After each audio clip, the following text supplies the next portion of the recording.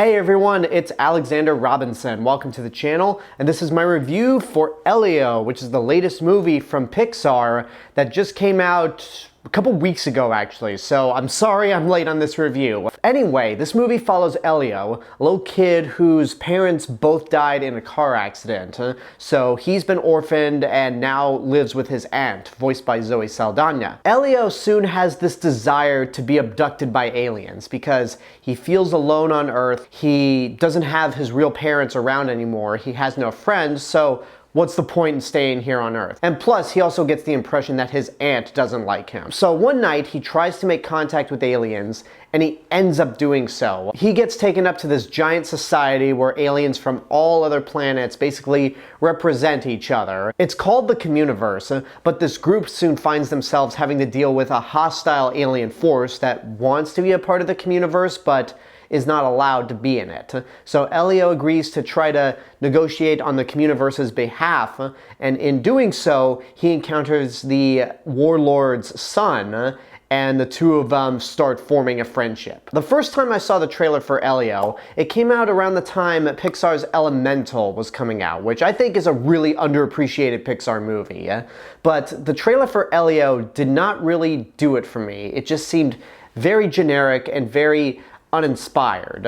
And this happens a lot with animated trailers. Even some of the best animated movies ever made have terrible trailers, but the movies themselves end up being great. And given that this is Pixar, I thought, okay, yeah, it's a terrible trailer, but it's Pixar. Their worst movie is better than the worst movie from other animation studios. So let's see what they have to offer with Elio. It was actually supposed to come out last year, but Pixar decided to swap the release dates of this and Inside Out 2. So we got Inside Out 2 last year, and now Elio this year, which on one hand represents everything that is great about Pixar, but on the other hand represents everything that I was afraid it would be when watching this trailer. Right off the bat, the movie itself did not leave a good impression. It started out decent, where we learn about Elio's backstory and why he behaves the way he does, and it should generate some sympathy. I get what they're trying to do with the relationship between Elio and his aunt.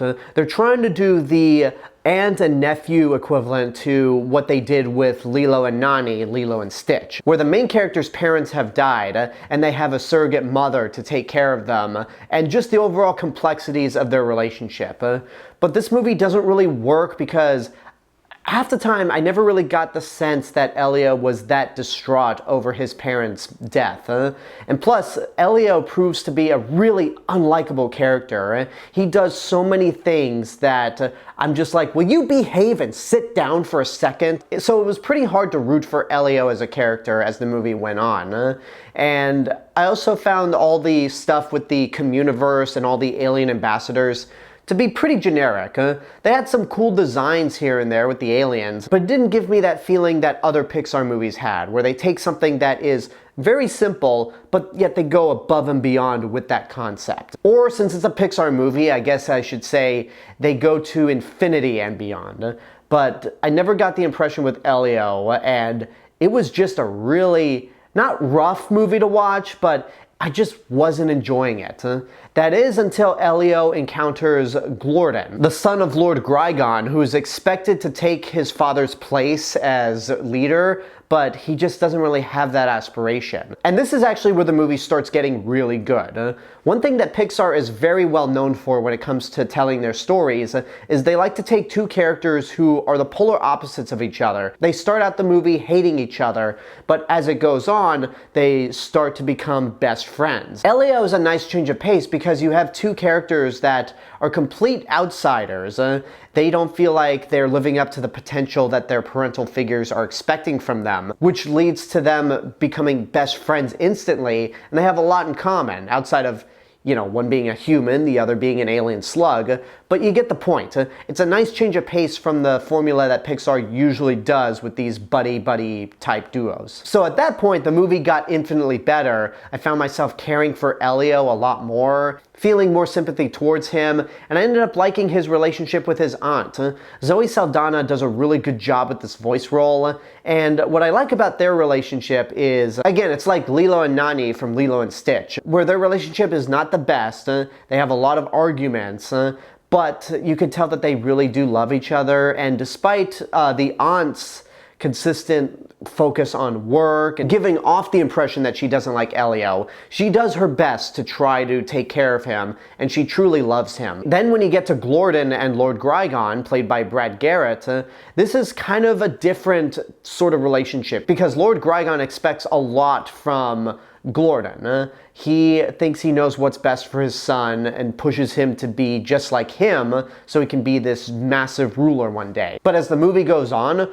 Lord Grygon reveals himself to be a better father than you could have imagined. He can easily identify his son, and at the end of the movie, he goes above and beyond to make sure that his son is safe. Even though I review all the movies on this channel with the impression that you've seen it, and even though this movie's been out for a couple weeks, I'm not going to tell you exactly what happens at the end, but when it happens, that's when I felt that Pixar magic. That was the point where I thought, yes, this is the classic Pixar movie that I love. And it pretty much saved the entire movie. I'm not gonna say it's worth seeing in your lifetime, because I don't think this is a masterpiece, and to be honest, that first half didn't leave the best first impression. But I will say this movie is good, but it's not great. At a point in the movie when I was feeling like I was giving up, it won me over completely to where, yeah, this was a really good movie. It's lower on my list of Pixar movies, but that's a true testament to Pixar, that for 30 years of making feature films, the amount of movies that they've made that I really don't like can be counted on one hand. So that's impressive. I don't know how long this movie has in theaters, considering that it's a box office flop, but I would recommend seeing this movie. If not in theaters, then at the very least on Disney+. Because even though I wasn't a fan of that first half, that second half really won me over. And there you go, that's my review for Elio. I hope you enjoyed it. Thank you guys so much for watching this review, and I want to give a special thank you to my subscribers and YouTube members right over here, including the return of High Commander Dick Solomon. I noticed that you weren't a YouTube member for a while, but welcome back. But whether you're a YouTube member or a subscriber, you guys are the reason why this channel continues to grow every day. And if you want to help to financially support the channel, you could do so via YouTube memberships for as little as $1.99 a month. But until next time, I want to know what you guys think about Elio. Whatever your opinions are, let me know in the comments below. Don't forget to like the video, subscribe to the channel, and hit the bell button to get notifications.